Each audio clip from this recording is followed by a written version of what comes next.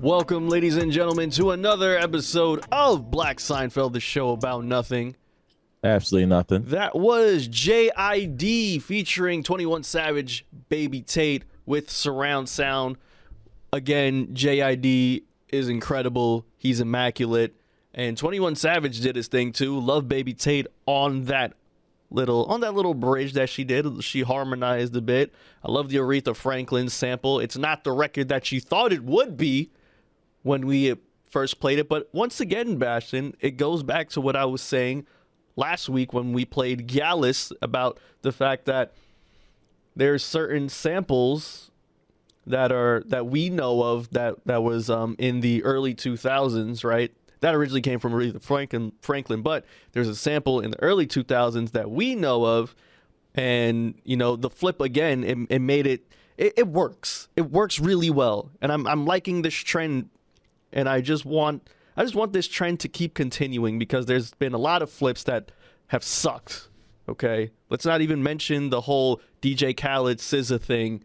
Let's not even do that. Let's not even go there. Let's not even talk about the Miss Jackson flip. Let's not do that. I personally still don't like the flip. You don't like this flip? No, I don't, because when you stretch a sample by taking like maybe, let's say the sample is like 4 bars, right? And all you're looping, if you're playing like a 4/4, right? Mm-hmm. And you're looping 1 bar for like 1 minute and you're rapping on your own flow. I think that's okay. You're not really flipping the track, in my opinion. I don't really see this as a flip, compared to more than just an intro. It's more like the intro in Okay. order to kind of captivate or even like remember when Mos Def did this song and it was insane for the Black album. Yasin Bey, people. So no, yes, now known as Yasin Bey, but Yes. it's like that's the way I think about it. It's like, you remember this sample? Yes. Remember who sung it? But this is not it. And this is how I'm going to spin it. But it's not like produced at a high level compared to that. It's like when you're sampling a sampled already record, Yes.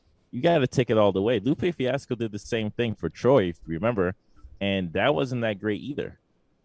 People disliked it. It's like, why you dumb it down? It's like he didn't really dumb it down. It's just like you only do so much with that particular sample without paying like 90% out of pocket. But yeah, it wasn't as echoed and fleshed out as old hip hop production was. It was more of when hip hop was kind of being a little bit more empty before we got to the quote unquote trap sounds with more bass. So yeah, like I said, I'm not too crazy about those certain flips. I think they could be done well. Like here's a really good done well example. The Kanye West Saint Pablo, what was it called? Is the last track. Yes, it was. It was the bonus track. Well, it was the bonus track. And what was that sample from? That was from Ho's record, Where I'm From. Exactly. So that works. 1997. So that works, right? Yes. I thought that was a perfect way to do the sample because it's still there, it's still fleshed out, but it's its own thing. That's why I think that's how you're supposed to sample a sample. We're talking about Kanye West, but he knows what a sample is. Right. Right. Same thing for Just Blaze. If you ask Just Blaze to flip a sampled record, like these guys studied over Jay Dilla, the king of like he could do whatever he wants. Of course. Same thing for Q-Tip. Q-Tip could do whatever he wants. Like, hey, call these guys. Don't ask your studio rapper that's using FL Studio to flip a record. They won't know what to do with it. I'm sorry. RZA as well. RZA, yeah. RZA, his stuff sounds way too sharp. Nowadays, if it sounds like Dusty like back then, he's using his studio's too nice. Yeah. But he knows where the samples are. So I do agree. Like the old school guys that cut through a vinyl, like fingers dusty, spending $12,000 at a record shop, like those are the people you want to reflip an old record. So that's my opinion on it. I do agree that that's my opinion. Speaking of RZA, really quickly had an interesting conversation about the Shaq Diesel era where Shaq was a rapper. Where at one point, where Shaq was like a heavy East Coast rapper because he was in Florida at the time, but he was also, remember, he was like born and raised in Jersey. So like he was cool with like Wu-Tang and stuff. And there's this one song from like his first album when he was really into that Wu-Tang sound and like the 9% and the like percenter teachings and all that. There's this song called No Hook, right, where RZA produced The 5 it. percenters teaching. Yes, but there's this song called No Hook, right? Mhm. And essentially it's a song with no hook. RZA produced it and Method Man was featured in it. And the way that the beat had that bounce, you know, it just felt like it was made for Method Man. And then when Method Man came on the record, the song completely transformed because, of course, Shaq's rapping isn't the best. We all know that. So, but when Method Man came in, he had that bounce, and to me, to this day, I think Method Man has one of the best flows ever, to me at least. I do think so too. I remember actually watching. Not even watching. I was reading something about 50 Cent kind of dissing Wu-Tang at the time, and this is like early 2000s, so it's like really, a couple years after their reign. He said like, That's when 50 hated everyone, so that's pretty spot yeah, on. I think 50 was the original hip hop blogger. And Trollsman too. Because he listens to everybody, he likes everyone, but he also dislikes everyone too. So he could tell you everyone. like why Fat Joe is his favorite rapper, but also why he doesn't have any like amazing albums, which is interesting to me because he disses Fat Joe, but he also says Fat Joe's his favorite rapper, which is funny. But he was saying that when you look at Wu-Tang, the one that really popped off and should have even blown out like even bigger was Method Man, because he got not only the style but also like as Blueface, like you gotta look like a very cool individual character first before everything else comes. Like talent is perfect, but you gotta look cool. So I remember Blueface was saying that before, and he was kind of right too. Wait, what was he saying? Is he alluding to the fact that Method Man didn't look cool? No, he was right. Oh. No, he's saying that he did look cool. He's saying like everybody else didn't. Right. Yeah. That's what he was alluding for. I disagree. Like I like Ghostface, I like RZA, but this is me like I wasn't in that era. This is me after they blew up, right? This is me in 2007. Like the Wu-Tang was huge by then.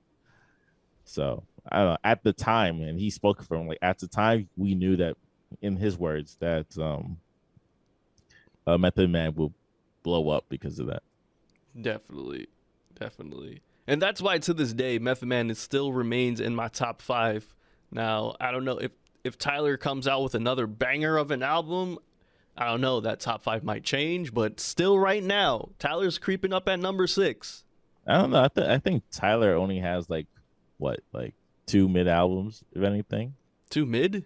Yeah. So to you, Flower Boy is mid now. No, I never said that. What are the mid albums then? Cherry Bomb. Okay, yeah. And Goblin. Okay, that's fair. I never said. Why would I say Flower Boy? I like Flower Boy. Did I diss it? Oh, I don't know. I don't know how you think, Bastion. No, Flower Boy is great. It's a piece of work. Yeah. No, it's very fitting for its time. It's probably its own type of energy too. I won't be surprised if people kind of steal that style later on in the future. Yeah, well, when I think about Tyler now, the new Tyler, or the more evolved Tyler, the adult Tyler, the 3 albums right now that are really great: Flower Boy in 2017, Igor 2019, and then Call Me If You Get Lost 2021. If this man comes out in 2 years' time, 2023, well, or I guess next year, with another fire ass album, that would be 4 in his arsenal. I gotta put him in my top 5. You don't think Bastard is just like an iconic classic on itself? Bastard is, or Wolf and Wolf. I would say more Bastard than Wolf. Wolf is a good project, but Bastard was that mixtape that really started everything for him. That really gave him generated that buzz for a lot of people, not only in LA, but that's when I started hearing about it, or about him, really, especially when it was free too at that time. So I would give it more to Bastard than Wolf, although Wolf is a very good project. there's certain songs that I skip through nowadays. There's I only go through a handful of songs. I freaking hate you, Answer, Rusty. That's what I mean. It's like that's why I love Goblin when it came out, Mm-hmm. but as you get older, it's like most of these tracks were skippable, and also the production was like you could tell he's growing. That's why I said like Cherry Bomb, his production is growing. Like he was in between like popping off and experimenting. That's why it sounded so weird. Even he referenced it in his you're album. quoting the album. But that's how I felt too. It's like, all right, this guy heard Death Grips and definitely felt like he could get that energy, but it just didn't work. Next album worked though, and it worked, and the next album after that worked. Yes. And this one it worked. So I was like, all right, he's like, sometimes it does take time to pop off. As he does it like 2 years, he makes the songs in like 6 months, and then spends the next like 18 months working on the pieces together. Absolutely. Well, first, my name is Giovanni England, Trinidadi Panamanian Poppy, Rude Boy, Top Gunner, Sak Panyamada.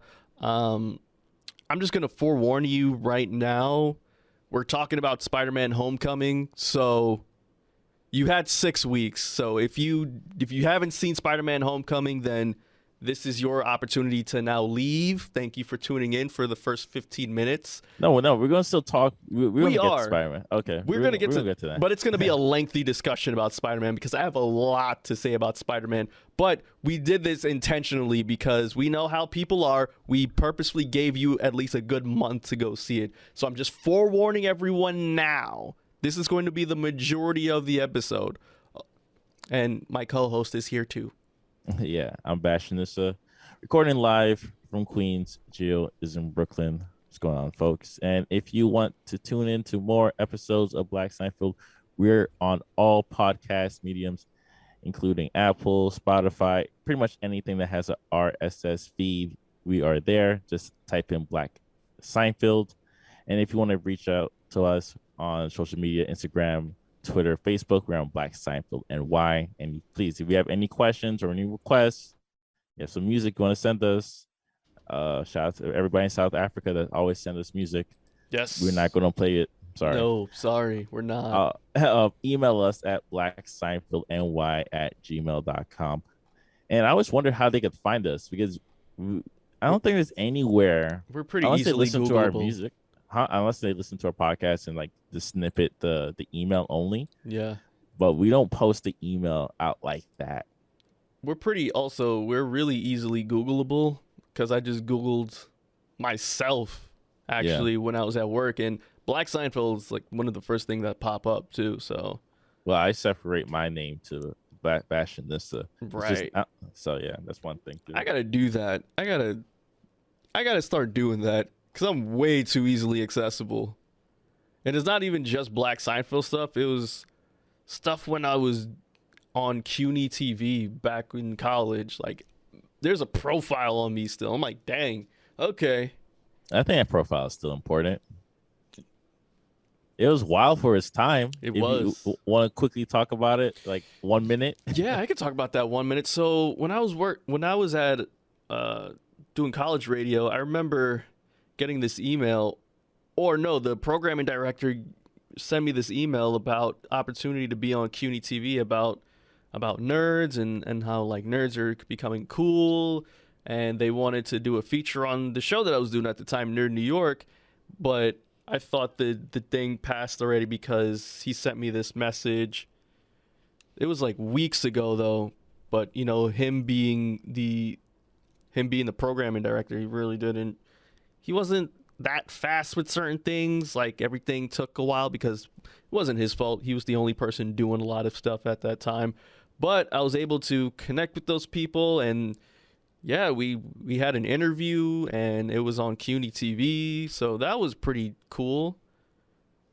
Yeah, I think who was on the show with you? It was me, Daniel, Trone, and Elliot. Yeah.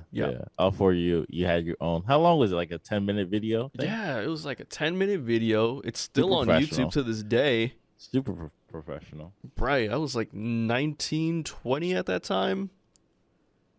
Yeah, looked completely young, or just a younger version of myself. And a lot of that stuff just feels like a fever dream.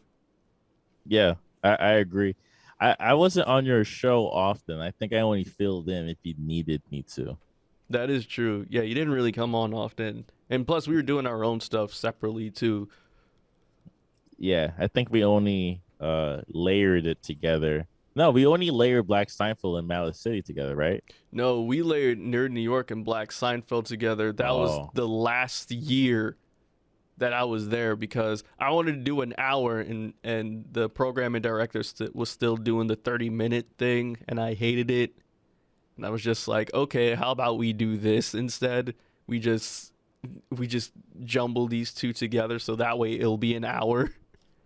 yeah. We found a way around it, which is insane. I always find loopholes with stuff, man.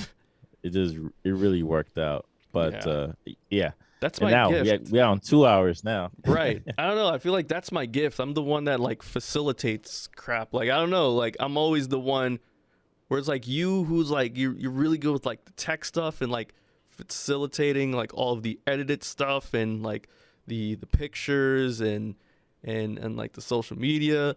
I don't know. I'm just really good at getting us stuff. Yeah. Yeah.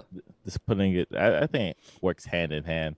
And the reason I wanted you to talk about that is because I wanted to use that Nerd New York and transition it into Spider-Man No Way Home.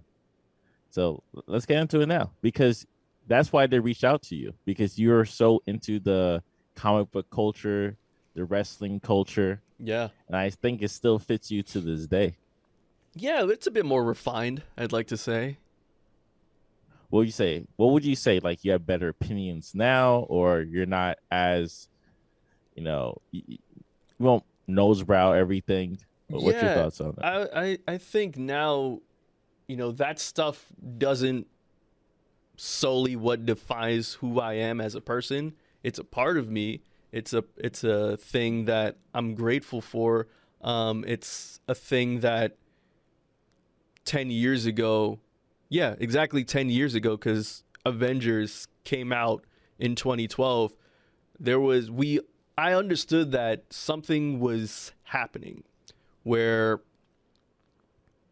comic book culture, with the after success of the Dark Knight in 2008, but really it was that Marvel Cinematic Universe and the Avengers was that stamp, that staple of approval of this. These are blockbuster movies now. These are must-see movies, and the fact that these are comic book movies but these are also quality comic book movies, that was something completely not unheard of because you had like your Blades, you had your Sam Raimi films, but there was also a lot of stinkers at that time too. You have to think about the Batman and Robins. You have to think about Daredevil, Catwoman, Elektra, Hulk, Fantastic Four. Fantastic Four, Hulk. But now with the success of the Avengers and the fact that it broke so much records, it made it so much money opening weekend. It made so much money. In my mind, I understood that this is the new norm now. Like this is actually cool. This is actually acceptable now. When kids were being picked on for reading comic books and all that crap, people are actually like, you can go to the comic book store and you can see like a Jim Bro, just cock diesel, looking at comic books or buying statues or at the manga section. That's what clicked in my head. I understood that all that's, and of course, San Francisco Comic Con being, San Diego Comic Con being as huge as it is, and then New York Comic Con being the second biggest convention ever. I thought, yo, this is all something that's now pop culture. And as I'm getting older too, I'm just really happy and excited that everyone can be part of it. I'm not as snooty. I'm not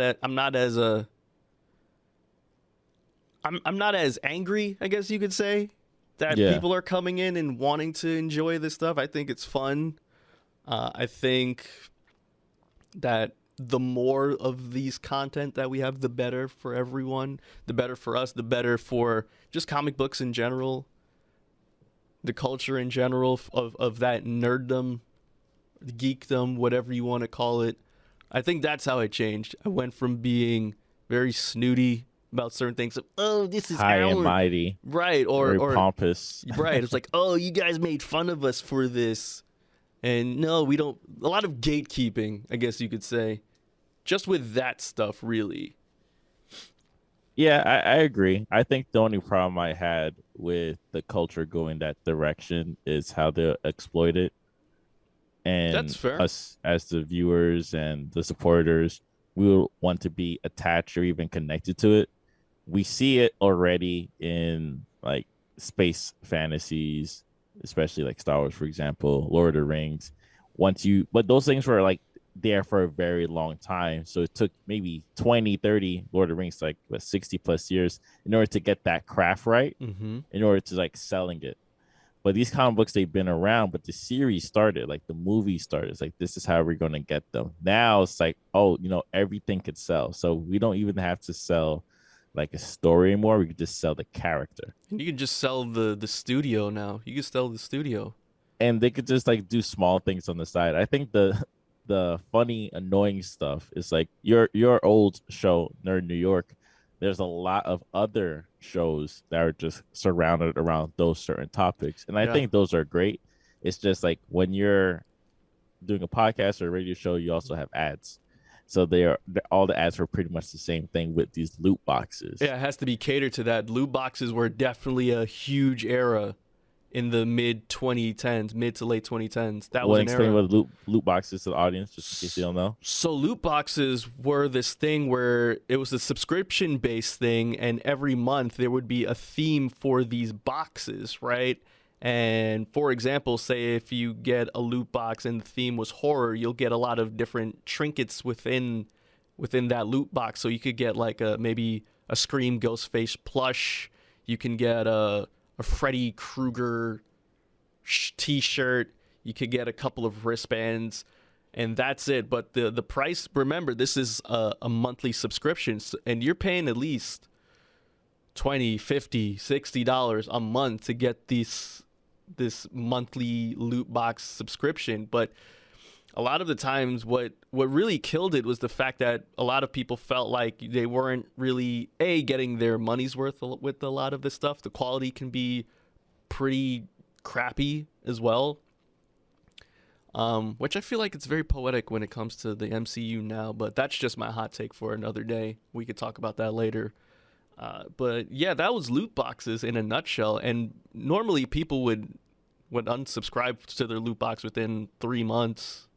I think the way I look at it now, Mm-hmm. me understanding that side of a business, let's say loot box is like $20 a month, right? Mm-hmm. And let's say 12,000 people, no, let's say like 30,000 people are subscribed to that loot box. So that company is making roughly $600,000 a month off of loot box subscriptions. They have to find a way to turn that $600,000 into the product, but also paying the staff, also doing the marketing, all those sorts of things, to the point where when they have to ship it out, like those ideas, it's like they could probably be working with $120,000 worth of money into products and ship it out to each of those each of those like 30,000 people. So it could be 120,000 divided by 30,000, and we're looking at like each box should be worth like $4 worth. You know what I mean? Mm-hmm. It's like, I think like when you do those type of calculations, you realize that you cannot send someone $100 worth of product when they're only spending $20 a month on loot box. And that's why I didn't subscribe to any loot box. Even the vinyl loot box, which they used when I used to collect a lot more vinyls, you start selling that. It's like, oh, pay what is it, $45 a month, and you could get like random vinyls. It's like, yo, I know what random vinyls are. Most of the time, it's like music you don't listen to. So Right, so, right. so loot box was a crash course. Right, you don't really get your money's worth, or the things that you would want to get or expect with these loot boxes. You don't really get that. You get the low quality stuff. Yeah. So that's why a lot of them kind of expired. Like they no longer exist. And not just like the loot box culture, but just like this constant selling products, selling just the face and the idea, slap a logo on it. Mm-hmm. I think that's what kind of annoys me. It's strange enough, like not more like yeah, but they're producing a lot more Marvel movies, a lot more superhero movies. I don't think Mm-hmm. I'll ever get tired of it because I don't watch movies like that. um it's like that doesn't tire me. What tires me is like them selling products to me because I no Mm-hmm. longer buy and purchase anything Star Wars, right? The last Star Wars thing I bought was when I went to Disney World, but that was the best place to buy high quality Star Wars equipment. So I'm not going to buy the comic books, not going to buy the books. Like it's not that great in quality. It's boring to me as a like avid Star Wars fan. So that's the way I see comic book culture. It's like you add more people, but you also lose the people. You also lose people as well. So that's kind of how they have to keep balancing, making sure that everything is appropriate for all age groups, so they Mm-hmm. could get those people to keep buying their stuff. Yeah, because hardcore fans are gonna show up regardless, right? It's always about attracting that casual fan, that casual viewer, and also the children. Yeah. And one last thing before we get straight into Spider-Man. Please. I remember reading something on Reddit. I don't know if you read it, but I don't read Reddit that much. somebody on the Midwest was talking about how their parents is obsessed with like Harry Potter and Star Wars and all those type of things, where that person's name was also associated with someone in the Harry Potter world. So every time while they're growing up, it's like, oh, is your name's like this? Like, yeah, that's why my name is that. But they've grown up to the point where one, they hate all that type of stuff because that's all their parents love. Right. So when the parents is trying to do it together with the children, it's like they're just not interested in it at Mm-hmm. all. It's like this kind of maybe overwhelmness. I'm assuming the parents would be in their 30s, maybe Yeah, they could be 30s, like late 40s. 30s. Right. Yeah. And see, that's also the thing when it comes to fandom such as Harry Potter. It's a great example because Harry Potter has gotten a lot of kids at the time by the balls. Okay, because that series was around from 2001 all the way up into the early 2010s, and that was it, right? And then similar to Star Wars, Harry Potter has such a Oh, mythos and the lore. 1997. The first book came out in The 1997. book came out in 97, and then the movies Yeah. really did it. Like the Yeah. movies really, not for nothing, I know a lot of kids that didn't like reading, and then Harry Potter the movie came out, and then that made them want to go read out all of the books. Like kids wanted to read 600-page books, right? So there's a lot of positives there, but also when you have a series such as the Star Wars or Harry Potter, there's a lot of lore and there's a lot of mythos that will come with it, right? So you're gonna want to get all the robes. You're gonna want to get the wands. You're gonna want to name your kid freaking Draco, not for Soldier Boy, but Draco Malfoy. You're gonna be entrenched in that, and that's some of that stuff is gonna consume your life, right? Um, and Pottermore, like you can do the sorting hat thing and get classified in all of the Hogwarts houses, and people like they really defy themselves with those things, because it reminds them of a better time in their life or an innocent time in their life. And so sometimes when you try and bestow that upon your children, they may not understand it because one, it's not as important to them. Maybe they're into something else. Um, and yeah, that's all I have to say about that. Yeah. You have to be careful when it comes to that. I don't like just force things onto my nieces. I like show them things. I've learned to just show them something, and if they like it, then cool. If not, like I'm not gonna push it on them. Like I was genuinely offended one time that my niece wasn't into Rugrats. Like it hurt my soul because that's my favorite Nickelodeon cartoon ever. But to flip that, I introduced her to Pokemon. Loves Pokemon. Introduced her to Power Rangers. She loves Power Rangers. She just started finding anime on her own damn time. I don't know how, but these kids nowadays, they're just so great. they're just so good at just navigating through their televisions and smartphones and smart whatevers. They can just find stuff, you know? Yeah. So yeah, that's why I just see in the near future, Mm-hmm. a lot of people will associate it with their personality and make it become a thing. And it's gonna be very weird. It's already happening now. It's always happened, It but I always feel has like happened. it's gonna might be a little bit bigger, especially if you don't live in the city. You know, if you live in Definitely. a city, you're too bothered by the environment to be one type. You got to be like multiple facades in order to fit certain areas. Mm-hmm. But if you live in a rural region where you have to drive to the grocery store Mm-hmm. every single day, Yeah, when you'll make a trip to New York solely to go to the Harry Potter store. that's it. I still haven't been yet because, of course, pandemic and people are lining outside and waiting outside, so I haven't gone yet. But you get the point. Yeah, be So like that.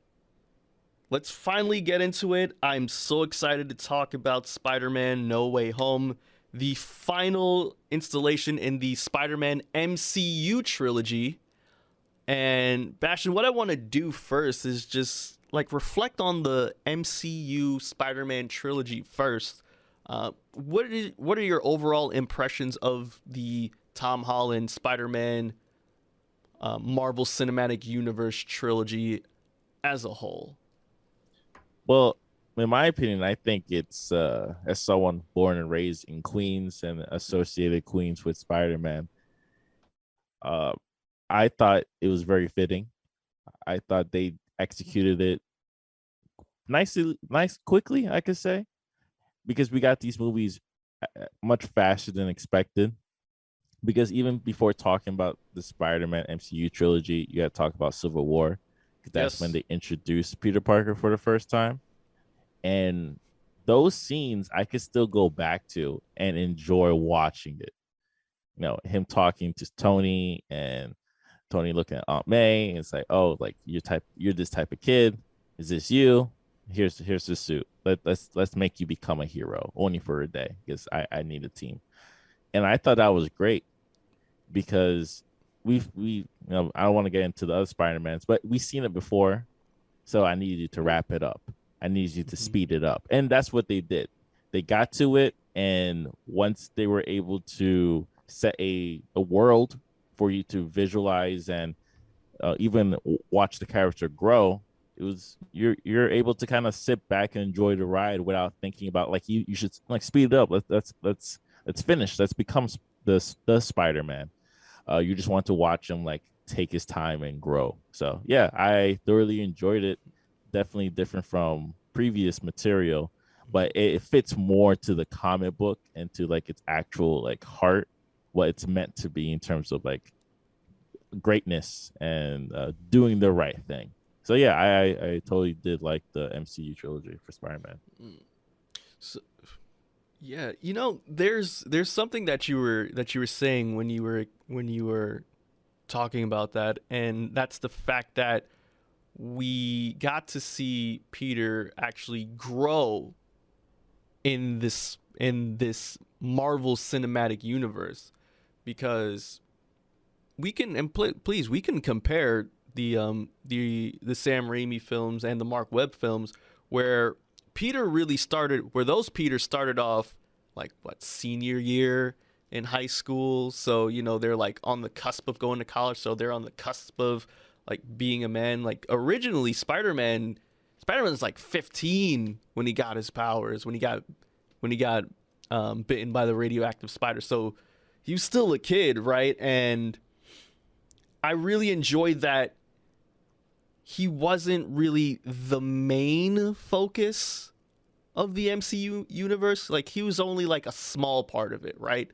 The major focus was still on guys like Iron Man and Captain America and Thor and Hulk and Black Widow.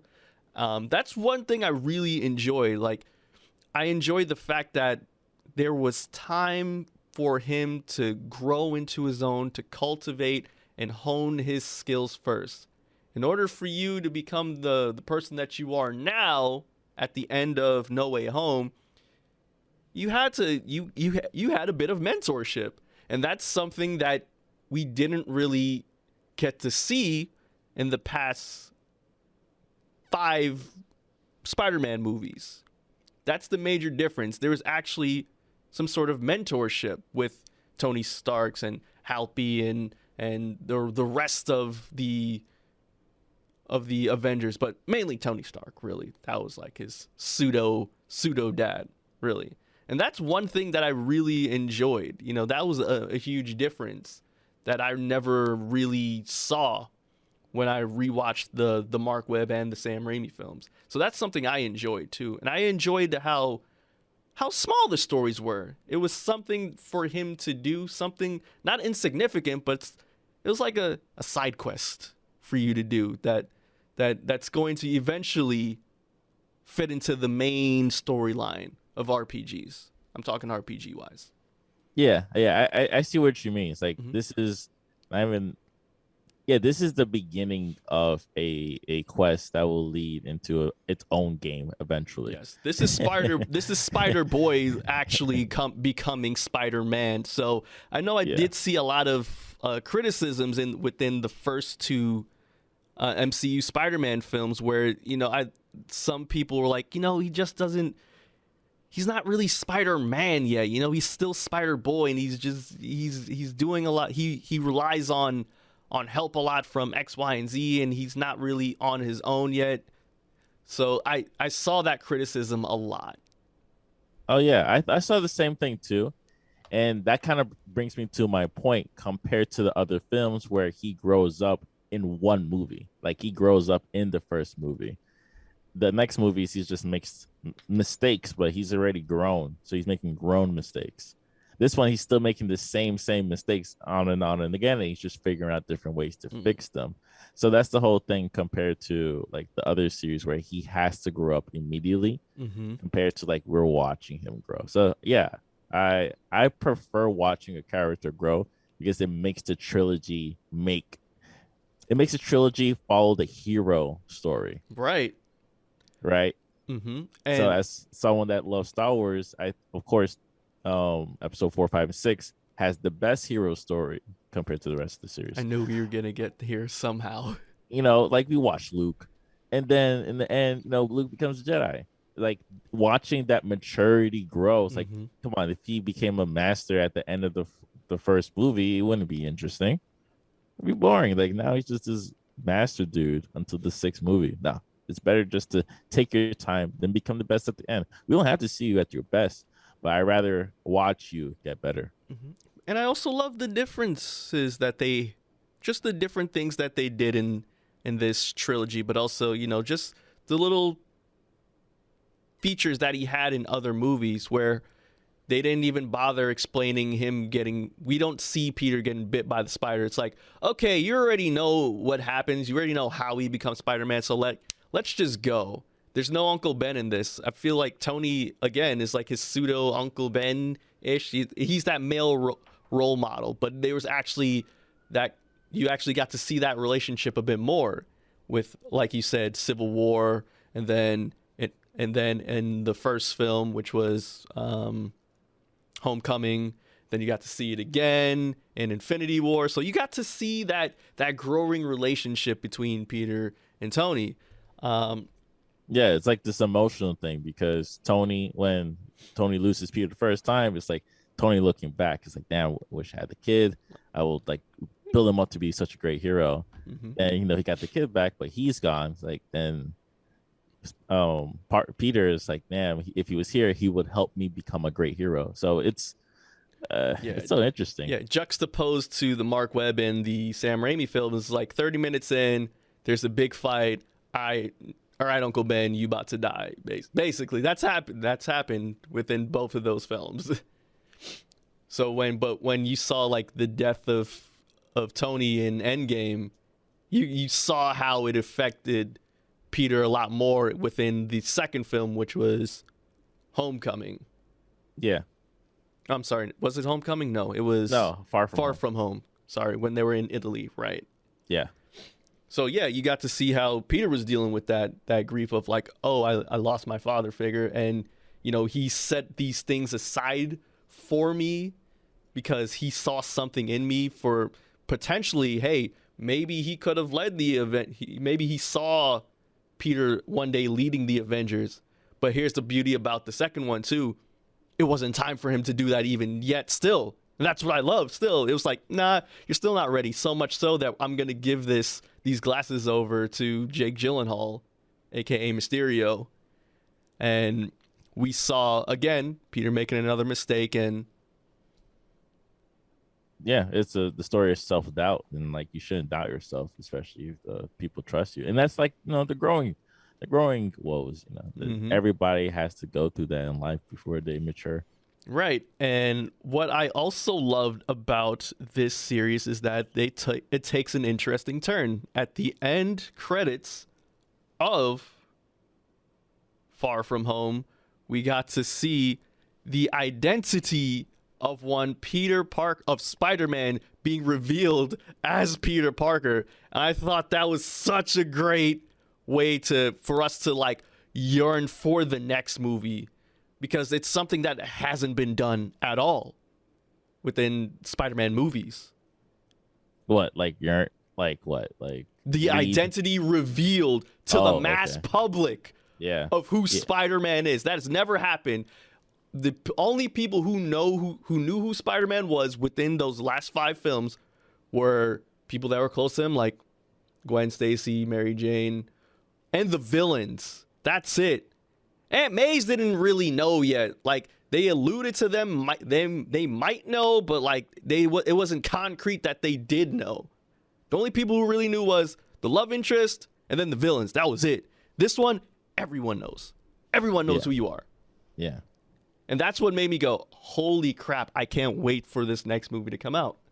Yeah, I remember hitting up you and like other people. It's like they have to make the movie now. Like, it has to happen now. I don't think I could wait 2 years for it. And of course we did, and it happened, but still. well, something happened between then, Bash, and COVID hit. And that gave the whole MCU lineup a huge setback, right? And while we were in our houses watching Tiger King and various other shows, there was a lot of leaks happening during the production of that movie, of the final movie, which is No Way Home. We saw a lot of stills, and I'm sure for Kevin Feige it was hard. It was like he had to have been like pulling his hair out every time there was like a still image or this rumor of X person is going to be in this movie. For example, I knew about Charlie Cox, aka Daredevil, from the Netflix Marvel universe, going to be in this movie because there was a still image of it. I don't know if you remember that. Yeah, I thought it was fake for a long time, but I guess it was real. I didn't want to believe a couple of things, but yeah, that is fair. That's pretty fair. And I don't think that's no fault to Kevin Feige or Marvel. It's just pandemic, man. Yeah, everybody was yearning for just a little reveal of what the next movie is going to be about. Mm-hmm. I could say it was the same thing for like Star Wars. People were saying drones over the set, and like once you see those shots, like, oh, they're building the Millennium Falcon, or it's like here's Peter in snow at a bakery, because that's the first like true leak that I saw.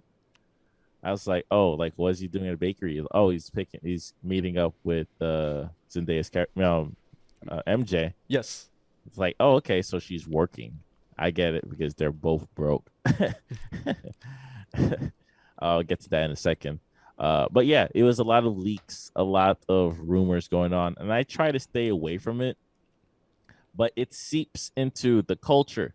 And this kind of brings me back to the conversation we were having before, when we're living in this society and they're kind of pushing this comic book is everything. They're going to like line it up between, the pop culture of talking about the Kardashians, this, Kanye West, that, Spider-Man leak. It's like, what? Like, why is this mixed up in my stew? It's not that big of a deal. Like, I understand everything else, that's celebrity stuff, but why are you leaking this movie to me? Because this is now pop culture now. Algorithm, what's going on? I know what I'm getting from the nonsense, but why is this in my stew? Because unfortunately, especially when it comes to a superhero as big as Spider-Man, some of the three biggest superheroes ever: Superman, Batman, Spider-Man, in that order. Infinity War wasn't leaked like this. That is true. Infinity Uh, War wasn't leaked like this, but again, we didn't have a pandemic going on either. no, but leaking has always been an art form It since the has. dawn of man. You know, just like revealing something before like the show, before you could take their just like breath away. It's like, wow, I didn't expect you to do that. No spoilers, right? Right. That this is what we expect. This is what we kind of earn and hope for. I don't remember, maybe because they had a lot more things to hide in this movie compared to the other movies, Mm-hmm. or they just knew it would just be a super hit success. I think, I don't know. I don't know how things started leaking out of, and how much information people were gonna get. People got out of them. I don't know how it was able to happen, but for the longest, I thought I wanted the rumors just to be rumors, or I'll believe it when I see it. I don't think I'm not saying anything big here, but when I saw the rumors that the former Spider-Man were going to be in this film, I did not believe it. That was on some, all right, you are BSing me right. You're BSing me right now, and I don't believe it. So when this movie finally comes out, I'll see to believe. But then they started showing images too. And I was like, holy crap, this might actually happen. But like, I don't know, because you know how Marvel is. They could just like cut crap out completely and just scrap it and be like, no, we're not going to go down that route. There's apparently an alternative ending to this movie that we didn't get, but it's there and people have been talking about it. So I didn't get my hopes up right when it came to this film yet. I knew this was going to be something because I knew this would potentially be the end, for now at least, of the MCU, Tom Holland, Sony, Marvel Studios collaboration. So I knew that this would be a big deal. And a big deal it was, Bastian, because once these tickets became available to pre-order, that's one thing, pre-order, I knew that this movie would be a big deal. And we haven't had that in a while due to COVID. The last feeling I had of that was actually when I was with you to go see Endgame. That was the last ever of that feeling. I don't think so, because it was so easy to get. Like, it wasn't sold out. Like, you could still get it a week after. I think it was more equivalent. I guess Star Wars Episode 7 was worse. Yeah. Okay. But Episode that's 9. why. Yeah, Episode 9 was more like, Episode 9 was more like, all right, after Episode 8, we know that, all right, J.J. Abrams is back. We know this is the end. So let's see how is he going to try and salvage this. We know it's not going to be good. But let's see what happens. So I didn't get that feeling of excitement when it came to that Star Wars Episode 9. It was just more like, all right, let me just finish this crap out. Yeah. The genuine feeling of excitement, though, yeah, I haven't had that since Endgame. Gotcha. But yeah, it was very exciting to see a lot of people talking about it. A couple of friends said, hey, are you watching the movie? I said, yeah, my boy bought the ticket. You bought the ticket. You told me you're going to buy it. So I was like, all right, it's lit. Oh, yeah, easily. What? I was not going to miss out on that opening weekend either. Nope. No siree. Yeah, I didn't know what I was doing. I think I was still like COVID brained out because I haven't. No, the last movie I did see in the movie theater was Shang-Chi. Yes. So I was like, all right, I can go to movie theater. But I think I should have waited because Shang-Chi was eventually on Disney Plus. It was. And it's a decent movie to watch on Disney Plus. Not so much in the movie theater, but experience is an experience. But this movie, I think, was meant to be watched in the movie theater as someone that am perfectly fine with destroying the concept movie theaters, or at least making it smaller, and just focus more on home studios. Get that personalized experience. Rent out an event hall, put a screen in the back, easy money. Yeah, no, okay. I don't know. Let's You already continue. know. Let's I continue. 100% disagree with you, as always, on that. But actually going into the theater, sitting down, big RPX, which is the Regal version of IMAX or whatever, nice comfortable chairs. A lot of people were in that theater. A lot of people were in that theater because we went opening weekend. We went that Friday. I know AMC's, they do that thing where you can watch big premiere movies like that Thursday night. I've done that a couple of times, and ironically with Marvel movies too. I think I did that with when Captain America Winter Soldier came out back in like 2015. I think that was like one of the first times I did that, but I haven't done it since. So we saw it that Friday weekend, that Friday where it came out everywhere. And let me tell you, that Regal was packed, man. Oh yeah, It was packed to the brim in that theater because we didn't even have to tell the dude, the ticket guy. It's like, you already know why we here. It was one of those movies. It was one of those events of, you already know why we here. People were cosplaying as Spider-Man up the ass. Saw some Spider-Gwens as well. So I immediately felt like, yo,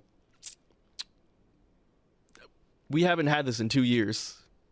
I always remember when I went to see Neon Genesis Evangelion 3.33 in the movie theater dubbed in Brooklyn, and I think it was probably the first. I think they only showed it for a week, and it was like the second showing, and people were like with like comic book, like with like picture books of Neon Genesis Evangelion. I was like, wow, lame as hell, and I still think it's lame as hell to go to a movie dressed up like the character. I'm sorry. Like it's super New York to go outside dressed as Spider-Man. Like, Right. that's like the only superhero that if you're wearing Spider-Man, it's like it's you. It's perfectly fine. I still think it's lame, no matter what. I thought it was lame with the Wakanda. Listen, man. I thought I was gonna it was bring that up lame too for because we Star went. Wars. I thought it was lame for everything. Go to movie theater.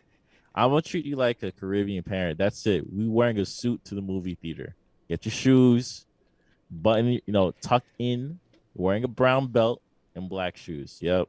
I'm guilty of wearing the Colin Kaepernick jersey when we went to go see Black Panther that opening weekend. Disgusting. Oh, embarrassing. Oh, I'm telling you, people were in full out dashikis when we saw that movie. Do you remember that? Yeah, I remember that. It was beautiful. It was beautiful. It's embarrassing, man. It was beautiful, man. I ain't see you outside watching the Sailor Martin Luther King movie. Oh, that is. Hey, you know what? I actually did see that in theaters, though. Actually, were you wearing a dashiki? No, I was not wearing a dashiki. I was wearing regular ass clothes to that one with Salma. I remember that movie. Oh man, never saw it. Dude, they. It's a really good movie. I'll just say that, man. They play into the affairs of Martin Luther King as well in that movie. Like, bruh. Like, I remember this one scene where the FBI... we don't gotta get into it. Okay. It's an old ass movie though. No, we gotta focus on Spider-Man. I was enough. just talking about the culture and how I think it's corny. No matter what, I've seen it before. Let the people have fun, man. People going to the movie theater with the Halloween costumes and glow stick. I ain't with it.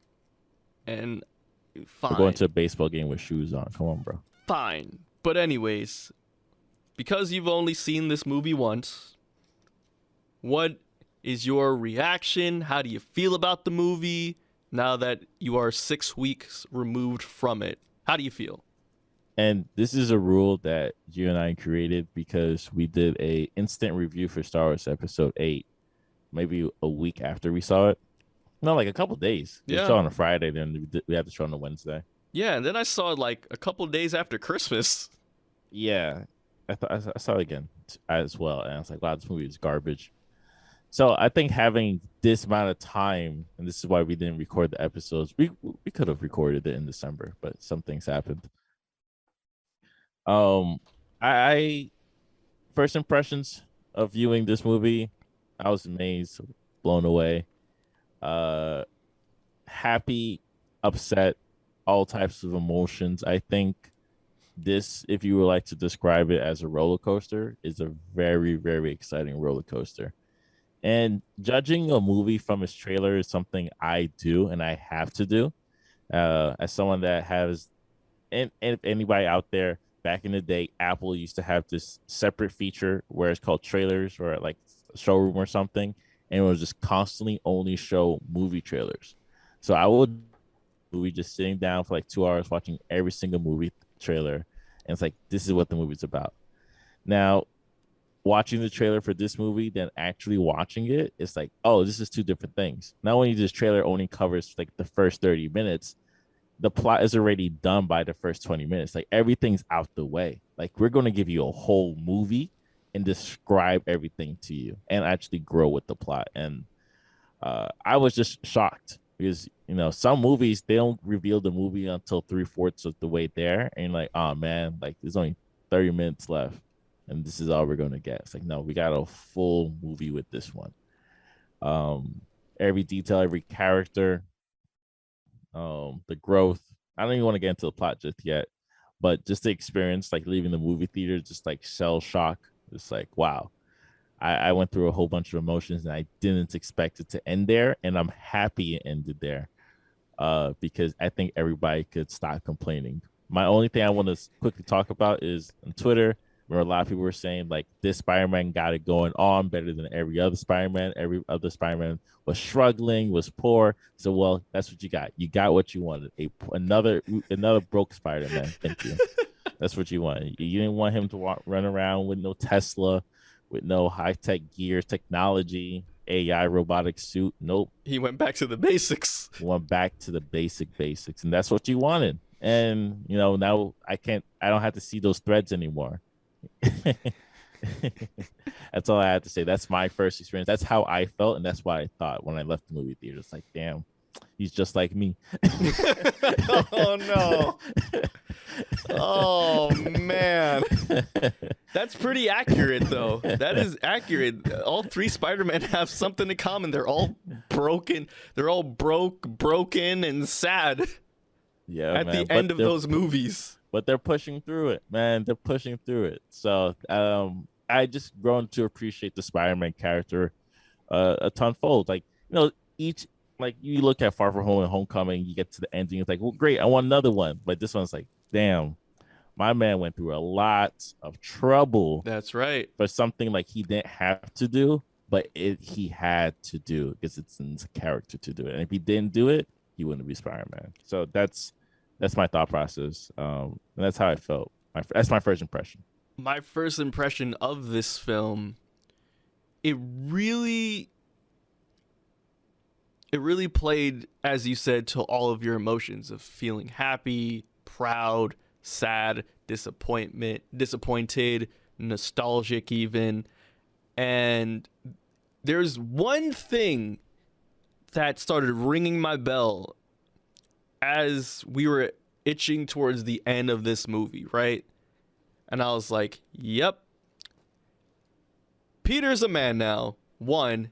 And 2, if there was a nigga to run the Avengers into the near future, this is the man to do it. Peter Parker, Tom Holland, he is the man to do it. This is him. So. This is him. No. Why don't you think so? I think Spider-Man Avengers storyline is going to be equivalent to the comic books, where he just pops in and leaves. That's it. Well, there's a lot of Spider-Man. There's a lot of Avenger Spider-Man stuff where a lot of it is, where does Spider-Man have his allegiance to, as well? Where does Spider-Man align with this? To New York City. That's his only allegiance. But also, Spider-Man has worked, as he said in the film, I worked in a team before. I was part of the Avengers, okay? This isn't like the Spider-Man. This isn't like the multiverse Spider-Man. This isn't the Raimi Spider-Man. This isn't the Mark Webb Spider-Man. This Spider-Man has actually been in a team, right? I'm talking MCU here. So if there was a successor towards these Avengers, who do you think is going to go to Shang-Chi? No disrespect. No, it's not. First The of all, Eternals? No disrespect. if it wasn't for this Going to movie, Spider-Man. you would say Spider-Man. But before we get into the plot, it's like, he was on the ballot, but you no longer see his name. So he's Barry Bonds. He's Roger Clemens. That's what you're telling me. Sadly, it's been 10 years. You just didn't make it. Sorry, cuh. Well, no, it's different for Spider-Man because it's not that he didn't make it, but the name just disappeared. We're just guessing right now. No. What you said is right. Mm-hmm. It's not like you didn't make it. It's not like Barry Bonds didn't make it, but we will all say that he is one of the best baseball players of all time. Just because the Hall of Fame didn't put him in doesn't mean that we don't know. He's not going to be forgotten. It's impossible to forget this man. We're in the age of the digital. We have everything on film. There are analytics for baseball. We know, right? Mm-hmm. We know, but no. In bringing it back to Spider-Man, the name is no longer on the ballot. You look at the piece of paper, he was number one, but when you look at it now, it's just blank space, and that's it. That's why he can't be. I'm sorry. We don't know that, Bastion. We don't know that yet. I already told you, if the Avengers movie comes around, he will be talking to them through the mask and never taking the mask off, not even once. It's like, where are you from? I'm from New York. What do you mean? And that's it. Like, once the battle's done, he literally disappears. It's like, where's Spider-Man? It's like, we should thank him. Gone. That's it. But yeah, what else is your first impression? My first impression was, oh my gosh. My other first impression was because of, all right, so all the previous two Spider-Man are in this film, right? Tobey Maguire and Andrew Garfield. Andrew Garfield from the Mark Webb films, which is The Amazing Spider-Man, and then Tobey Maguire, you already know about Tobey Maguire. I don't have to say it. The OG Spider-Man, a.k.a., as I said in the damn theater, this is my Spider-Man, okay? This is the real Spider-Man, god damn it. The way seeing them in the films, but also those villains in the films, it felt like the proper conclusion to those series that we didn't really get. Because we were supposed to get Spider-Man 4, Tobey Maguire. We were supposed to get The Amazing Spider-Man 3, but 2 really crapped the bed on that. And this movie also felt like a conclusion to those series. It paid homage to those series. It gave them their flowers, but also, here's how we're ending this with these characters. But potentially now, I'm seeing a lot of rumors of, hey, we might have a Spider-Man 4 with Tobey Maguire now. Hey, we might actually do The Amazing Spider-Man 3. I see those potentials and rumors swirling. I'll believe it when I see it. It's never going to happen. Again, that's why I'm not going to say that. I'll believe it when I see it, but if there was a proper conclusion to those films that we never got, this is the closest thing that we will ever get. Yeah. And I think that's fine. That's fine too, yeah. I am satisfied with each character having their, in my opinion, their resolved in this movie, especially Andrew Garfield. Andrew Garfield's character, especially him. Okay, there's so much resolve looming under him because out of all three, I think he's the most depressed because his series, like he's the least liked Spider-Man out of all, and it shows. He's like, the most shafted one. Yeah, he feels like unimportant. He doesn't feel like his villains suck. I think the world hates him. He lost to his own girl. And that's why they're joking. It's like, no, man, you're amazing. Like, say, like, you're amazing. I'm amazing. Yeah, exactly. You're amazing, Spider-Man. And that's the joke. I actually love that joke a lot. Right. But it also says, like, you could still have, like, great power, great responsibility, but you could still, like, lose that sort of energy to kind of spark up. That's why he was kind of the one that said, yo, I love you guys. Like, they're like, yeah, all right. It's like, he's happy finding people, well, other him. Right. In other realities that are also dealing with the same things he's dealing with. and he's glad that they kind of could share that moment together. And I thought that's like the whole cusp of the film, like anything that you want to like pull out and just like shine, like this is what greatness looks like. Mm-hmm. They made Matrix 4, man. Matrix 4 Don't do this again. isn't good. We don't do this again. You did this. You did this last week. I know, but it's important. Oh, God. Because I saw this movie, then saw Matrix 4, and it's like they did the same thing. They went back and they showed old characters and they put it in front of my face and said, enjoy it, without giving me a story. Back to Spider-Man. They got old characters. They said, enjoy it. I said, thank you, because you wrapped every single character in a nice gift for Christmas for me. And not only are they still the same character, they're different. You know, their path will be the same because it's the path of the Spider-Man. I get it. But they are different. And that's why I enjoyed it. Yes. And not Matrix 4, though.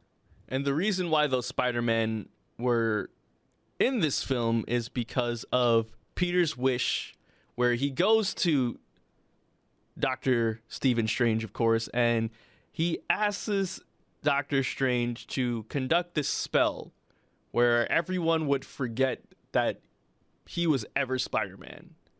So, a lot of the times where, you know, just in like when you make a wish, they always say be careful what you wish for because wishes can be very literal. Peter started to realize as Doctor Strange was conducting this experiment, that would mean everyone would literally forget that he was Spider-Man. That includes Doctor Strange. That includes all the Avengers. That includes his Aunt May, his girlfriend, his best friend. And so as Doctor Strange was conducting this experiment, in the process, Peter kept changing this experiment. So much so that he broke the freaking dimensional time and continuum. So that's why we are able to get previous characters and villains such as Doc Ock, the giant lizard, Electro, etc., etc. My only thing though with that was, and they sort of try to explain it, but they didn't really explain it, was a lot of these villains that were in these previous Spider-Man movies, most of them died, right? With the exception for like Sandman, because he didn't die in that in Spider-Man 3. He did, yeah. No, he didn't. Yes, he did. No, he just he went away. Yeah, that was it. Yeah, You're confusing it with Venom and then Harry. They died in Spider-Man 3. Sandman did not die. He just blew away. Okay. Goblin died. Doc Ock died. Lizard died. Electro died? Cool question. If James Franco didn't go through everything that's been happening to him, do you think he'll be in this movie? I wouldn't. That's a good question, Bastion. I'd say no. Because we already have like one definitive Goblin, right? Which is Willem Dafoe. Whenever I think of Green Goblin, immediately go to Willem Dafoe. You don't think the other guy that played Green Goblin? What's his name again? I don't remember. Exactly my point. Yeah. No. No disrespect to him, but no. Nah, dog. It's Willem Dafoe. He is the number one Green Goblin, even if the suit kind of looks too corny, cartoonish nowadays. But he's still the de facto Green Goblin. Where they try to explain though, like how they're able. Wait, are you getting into positive and negatives right now?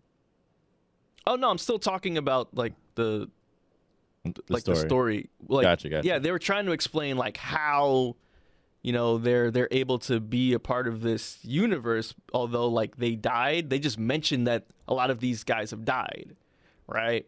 And so Doctor Strange's plan was for Peter to find these villains that have slipped through this dimension, capture them, send them back to where they were. Peter, being frickin' Peter, was like, no, maybe we can change them. Maybe we can, you know, they can have better outcomes. So when they go back, they can be better people. Doctor Strange, being the realist that he is, says, "Are you dumb?" And they scrap over it. But Peter wins because math trumps magic. Always. Remember that, folks. And, you know, he goes ahead. I thought that scene was funny because It was he's doing great. all these spins and stuff. Oh, not even the first scene. Like when he pushed him out of his soul and his body still has the instinct. You're right. That Spidey sense is a motherfucker. And that is why Spider-Man will beat Batman's ass 10 times out of 10. And the dimension thing, it's like, what? This is basic trigonometry. This is nothing special. This mirror dimension's corny. And then he just like... You're good at geometry.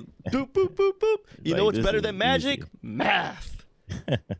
I thought that was done well. Yes. Like, I was laughing.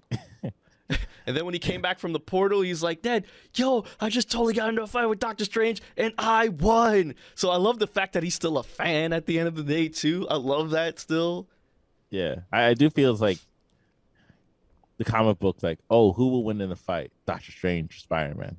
Like, I won. Like, Spider-Man beat Doctor Strange. That's what I took as a joke. Yeah, great joke. So, yeah, Peter wants to help all of these guys out, to not be evil, you know, because here's the commonality between a lot of these villains. A lot of them are scientists. I noticed that. I'm somewhat of a scientist myself. Dr. Osborn, Dr. Octavius, I forgot what the green lizard's name is. Dr. Connors, Dr. Kirk Connors. And then Max, who was, you know, he was great with electricity. So that's something I also realized too, except for Clint. He's not a... He fell in the pool of eels. Right. The other guy fell in the sand. Right. Clint's not a... Accelerator. Right. Clint's not a scientist, but the majority of them are. You're either a scientist and you turn yourself into a monster, or you're just a person that fell into something. Yeah. Yeah. You turn yourself into a monster by mistake, too. That happens a lot.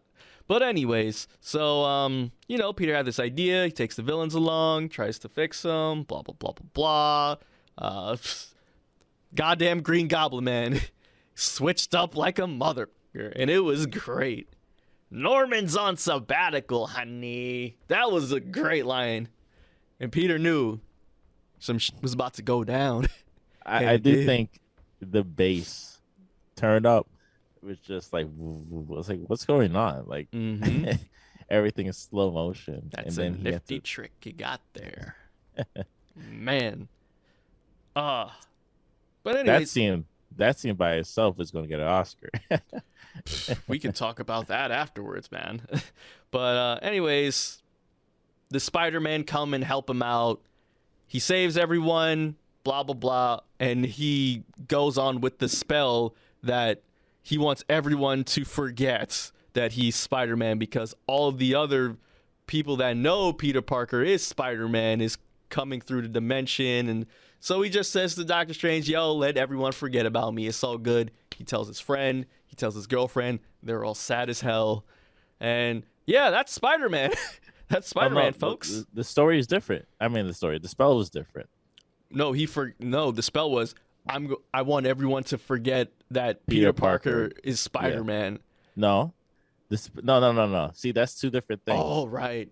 The original spell was to forget Peter Parker or Spider-Man, so that he still live his life as Peter Parker and Spider-Man. The last spell was everybody to forget Peter Parker. Yeah. Everybody forgets Peter Parker. Spider-Man still exists. That's important. As a separate thing. But no one knows who Peter is. So that's important. You're right. So everyone forgot who Peter is. Yeah. Including his girlfriend, his best friend, all the Avengers. Happy. All of them don't know Peter. And, you know, that's Spider-Man, folks. Peter's broke again. And he went back to the original Spider-Man costume, people. I love to see that. The original red and blue that you've seen in the animated series. All that version of Spider-Man. I love that one. No technology here, man. No Stark technology, nothing, man. Just him in his fucking suit and in his one bedroom, and he got to pay rent, and my nigga struggling. Oh, man. getting his GED. Word, he didn't even finish high school. Like, damn, bro.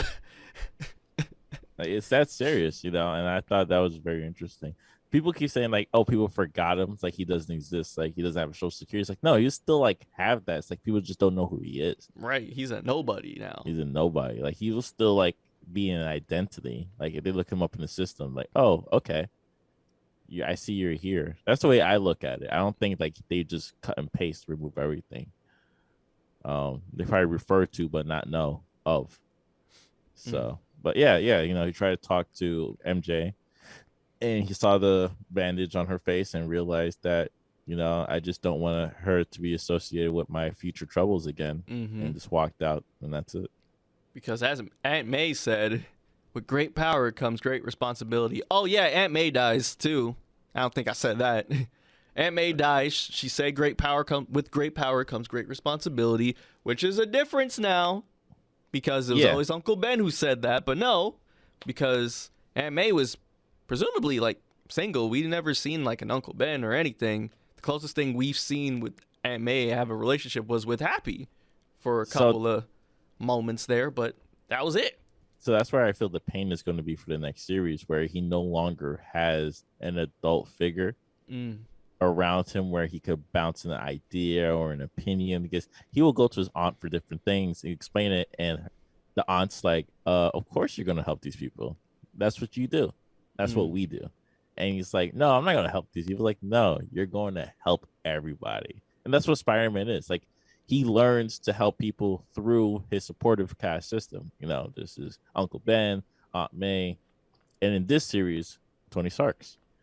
So I thought that was a loss, because he usually has at least one person still around, but now he has no one, and no one knows who he is. So I don't know what the next movie is going to be.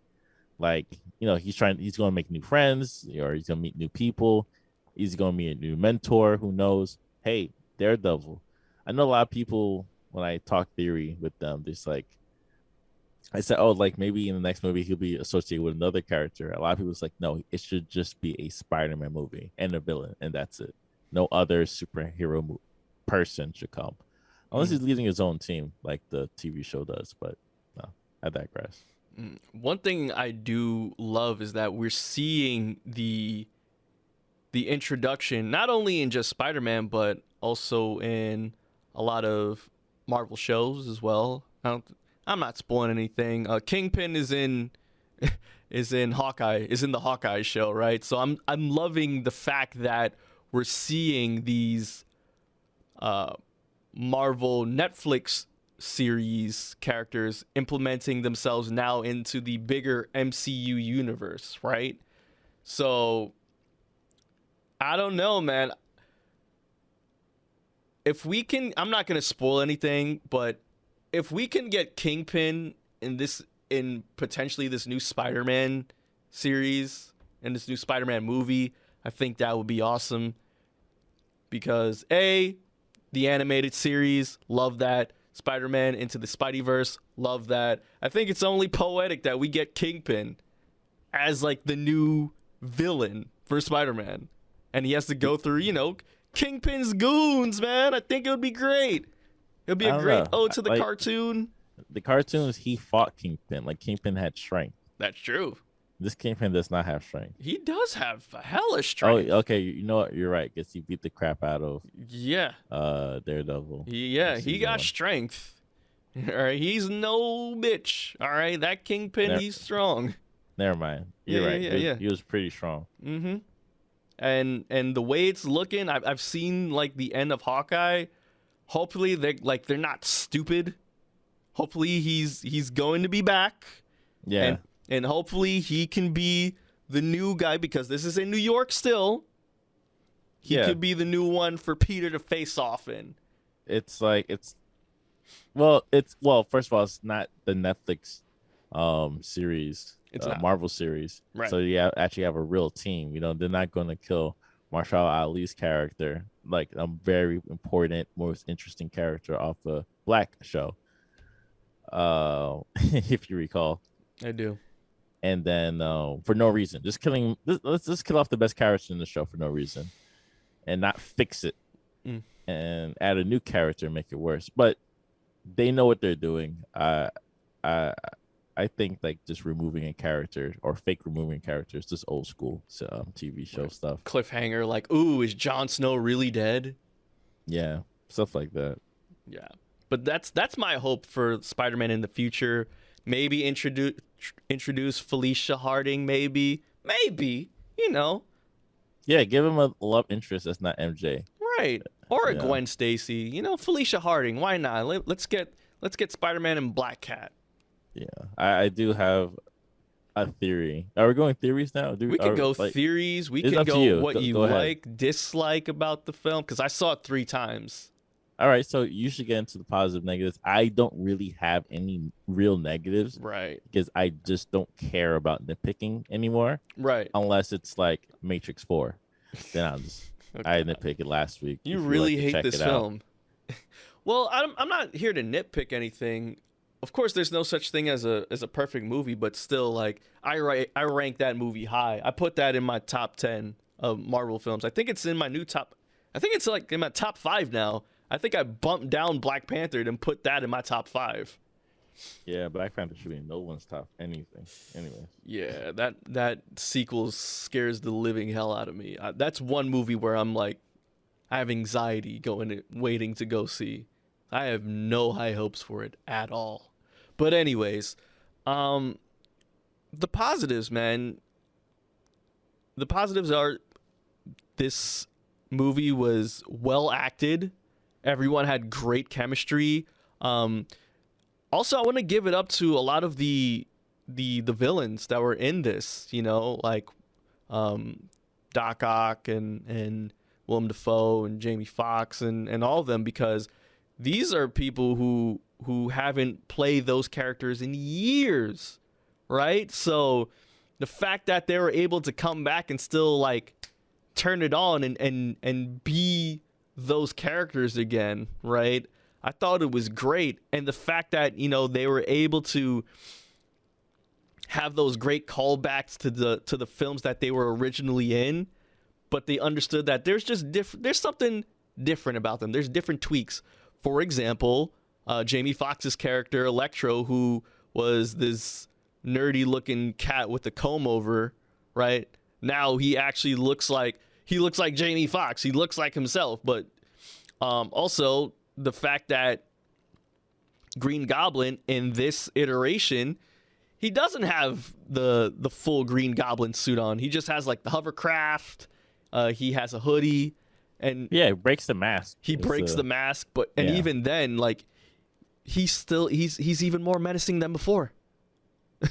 You know, I love that. I love the fact that these guys were just able to pick up where they were seemingly left off, some even 20 years ago, right? And just turn it on. I thought that was incredible to watch. Yeah. I it's very interesting. Okay, continue.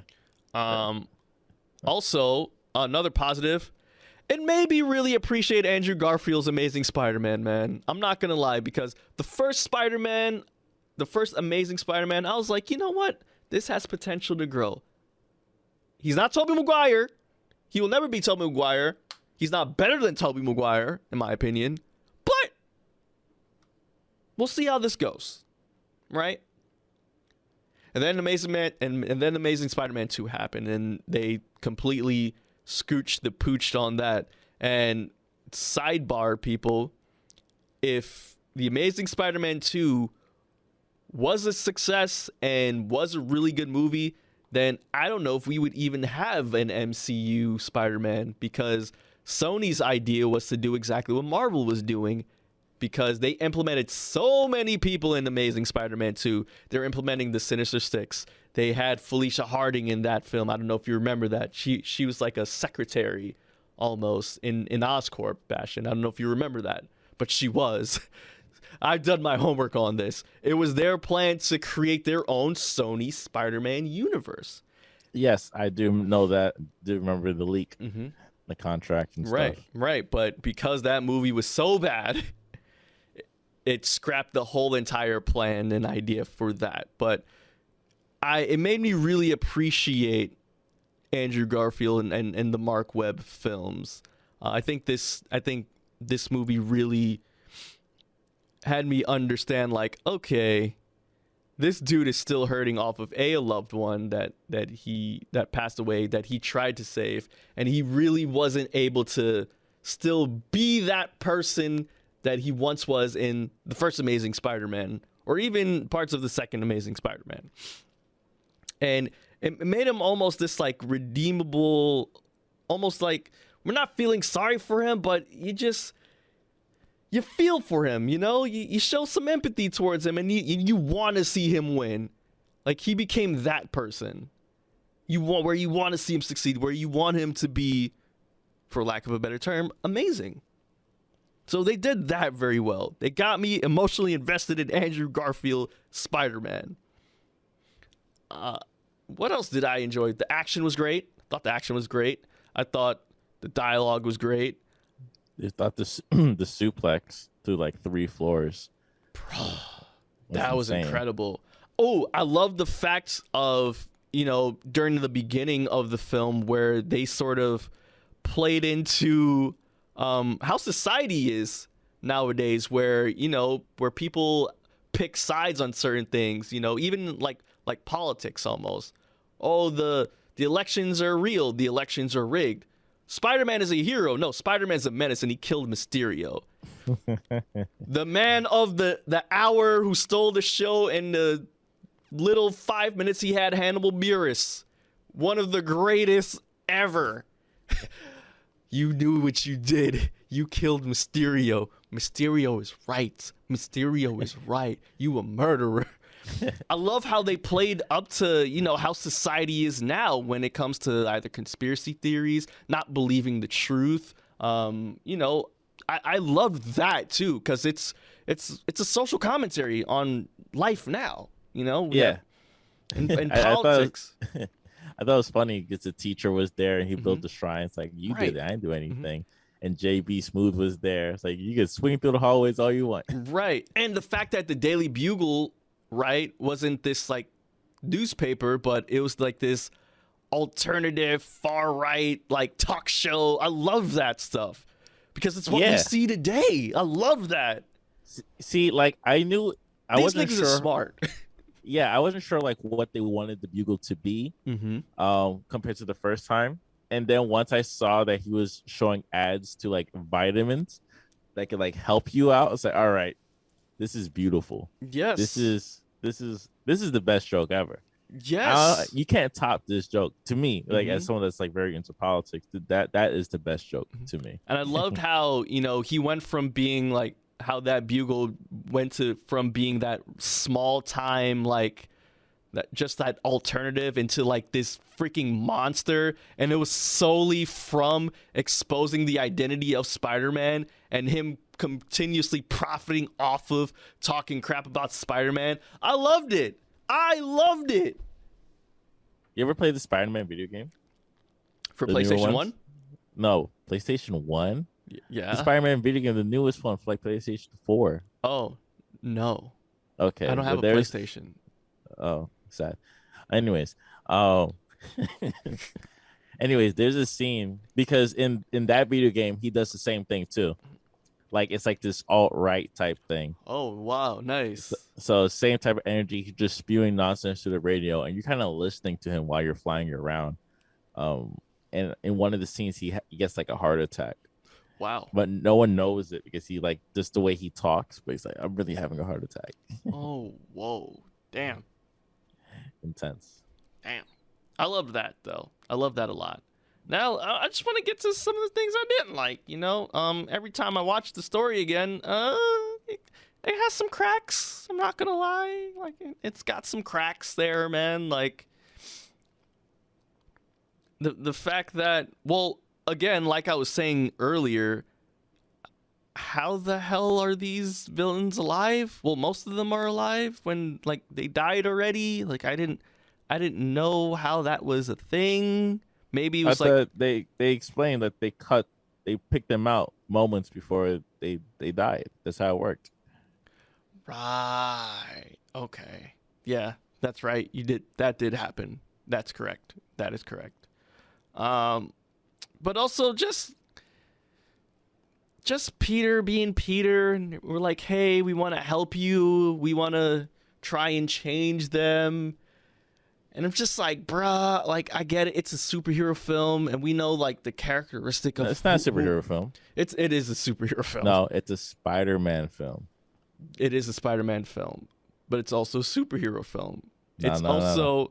The Spider-Man Yes, film. Sebastian, because a lot of superheroes, they have that high moral character within themselves, such as Spider-Man, where they want to see the better in people. Right, Bastion? Because I know someone that thought, you know,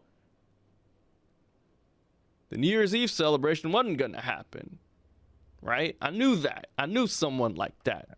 I don't see much crossover in your comment, but compared to other superheroes like Iron Man, when we watch those movies, he's looking for the greater good, but he's still selfish at the end. But if you compare it to Captain America, he does it for the greater good, and he does it for the good, even though he's a cop. You know, no, Captain America, he questioned his own government at the end. So, yeah, in the beginning, yes. No, he does everything for good. Like not talking about like working for the government, but like understanding his moral and where's the moral high ground, right? And understanding like what he feels is the right direction to take, and Spider-Man's able to do that as well. So there's a duality with Captain America, but that's just me, especially in the MCU universe. Really? You think so? Absolutely. What? Because he grew up at a time in the 40s where, you know, it was very America, gung-ho. We're fighting against Nazism, right? We're doing this for America, right? The greater good of America. But here he is now in current times where the government is a bit shady here, and we have people that have infiltrated SHIELD, which was Hydra, which was, you know, the ops which was once the ops in the 40s, but now they made their way over to SHIELD. And then they try to like flip on Captain America, and so like he was like a wanted man, and he went into hiding, and he couldn't. You remember that? Yeah, it was a good movie. It was a great movie, man. It was a good movie, but like he still has moral high ground, like what he wanted to take. But It's not the same. Like I gotta save 6 villains in Happy's living room. I mean, well, yeah, he didn't. He only did that for his pal Bucky. That was it. That's it. That's the most important person. Right. Next to Carter. But yeah, I see what you mean. A lot of people kept saying the same thing, and it's like, dude, if he didn't do it, there'll be no movie. I know, Bastion. Shove it. It's a necessary evil. Internalize it, and just keep it in the back of your mind, because if we didn't have that, there will be no movie. I know. That's why the ending hits way harder than it needs to, because you feel like he didn't have to do all this. He could have like spoke to the woman and talk about like school, like, hey, I'm a hero first. I've been doing hero stuff for a long time. I was with Thanos, I fought Thanos. Right. And that's like he just do his whole pitch and resume, because that's the whole reason all this happened, because none of his friends went to MIT. And that's why I think MJ won't be in the next 3 films after all. Yeah. Maybe to the end. Maybe if they do like the last trilogy, she comes at the end. That's what I think. And she remembers everything. Yeah. That'd be sweet. Yeah, that whole storyline was a necessary evil, unfortunately, because if without it, like you said, we don't have any movie. Is there anything else that I didn't like about the film? Not much. Not much else. Just that. That tiny thing. That was it. Anything else, I loved it. I don't care. Call me a fanboy, whatever. This was a great film. This was a Spider-Man film that everyone has wanted for a long time. All right? For a long, long time, and I'm happy that I saw it. I'm happy I saw it twice. I'm happy I saw it 3 times. I don't know. I might see it a 3rd time. I don't know. Yeah. A 4th time. A 4th time. Yeah. Yeah, absolutely. My hope for the next 3 films, the next trilogy, if there is one. No, there is. They're gonna make. Is to clear it out. Like just make each movie a Spider movie. I don't know, make it James Bond, give him a girl of a movie, and it just didn't work out. Next movie, new girl. All right, next movie, just like change it up a bit. Do you want college Peter or grown ass man Peter? No, this has to be college period. This is him like balancing going back to school and superhero stuff and working at the shelter and helping people out.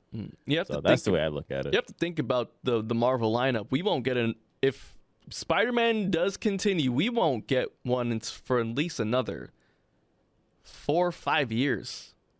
I doubt it. I think we'll get one in 3 years. No, they have the lineup though. No, that lineup is for Marvel movies. Right. This is going to be a Sony/Marvel. This is 50-50. It's not Marvel putting up half their all the money like they have to do for all the movies. Like they're just putting up half. So they can actually produce Spider-Man movies while focusing on Marvel.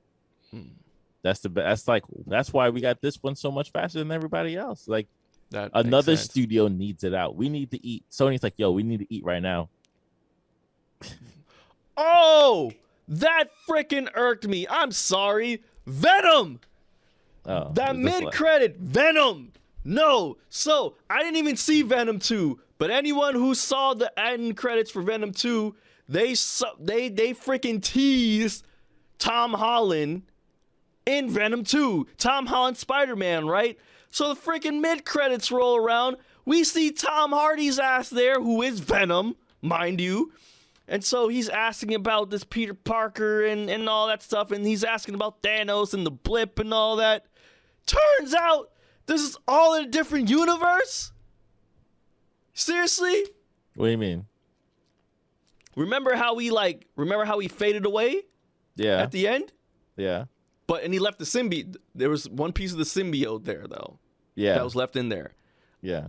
My ass was thinking, because of the post-end credits for Venom 2, that Sony cut a deal with Marvel where this is part of their little universe. That's what I thought. But the fact that in this Spider-Man film, he vanished and he presumably going back to his whole freaking time continuum, that's not a thing anymore. Yep. Good. No, I wanted to see that. You will see it, but it won't be Tom Hardy. Who do you want to? Who's gonna be Venom? Because the symbiote is there. Maybe that can be the first movie, the symbiote. Maybe. Nah, I think they'll save it for the second. Who would you want to be Venom? Whoever is hot at the time, like who's the next big actor at the time.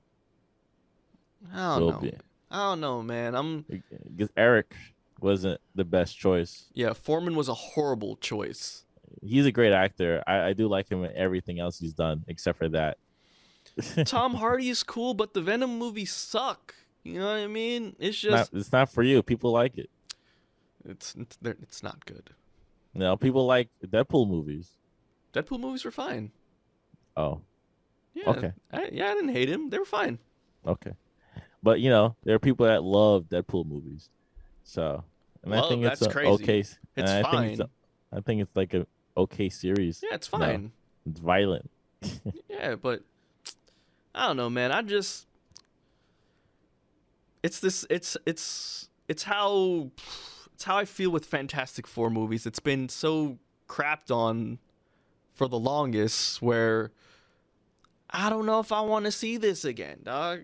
Like they're going to do what Spider-Man did. I think they're just going to reference it in another movie that something happened, and then we're going to see like 6 months later of them dealing with it and being heroes with it. Symbiote Spidey? Sure. Like, I think that could be like a second movie thing. Don't have him dancing. Or have a third movie thing. No, I don't think he will go through that type of character archetype. Don't have him pointing at hoes again. Don't do that. I don't think he'll have that type of character archetype, because like he still retains all those type of memories. Right. So yeah, of course. It's gonna be pretty interesting. Yeah, man. Basher, where do you rank this Spider-Man film with the rest of the Spider-Man films? Is this your number one? You can include the animated movie as well, too. The anime movie. The anime movie is definitely top there, up there. The first one definitely is the first Spider-Man. It just has like the most heart You mean the into first it. the Sam Raimi one? The Sam Raimi one. Okay. The second one, my bad. So I'll say two. Mm-hmm. The Sam Raimi 2. animated. The Sam animated. Raimi 2, Okay. animated. Sam Raimi 1, Okay. and this movie, No Way Home, and then you could go down from like Homecoming and Far From Right. Home, and then you could look at the Amazing Spider-Man, and then Spider-Man. I don't think Spider-Man 3 is worse than Spider-Man 2, so that's my flip. Oh yeah, The no, Amazing Spider-Man 2. Yeah, Amazing Spider-Man 2 would definitely be The the worst. bottom of the barrel. Yeah, it's not even terrible. That's the thing. It's just like compared just to what not- we could have gotten, Right. it could have been way better. It's So yeah, they basically Spider-Man 3 themselves in Too the early. second film. yeah, too early. Right. They put in too much stuff going on there. Sinister Six, everything in there was done too fast. So that's definitely bottom tier. Then after that, Spider-Man 3, Sam Raimi, that can be there. Then after that, the first Amazing Spider-Man. No disrespect. Again, Andrew Garfield, Mark Webb. Again, I love you now. You're great. I'm sorry. And then, you can put in maybe Far From Home and then Homecoming and then... So, like, the top one for me... Yeah, I'm going to be biased. Yeah, I'm definitely going to be biased. It's going to be Webb Into the Spideyverse. And yes, because he's black. And yes, because he was in Brooklyn. Absolutely. I'm sorry. It's almost Black History Month. I got to go the black route. Into the Spideyverse. And I'm so excited for the sequel coming up this year in October. I'm going to go see that. Then Spider-Man 2. See, here's the hard part, though, because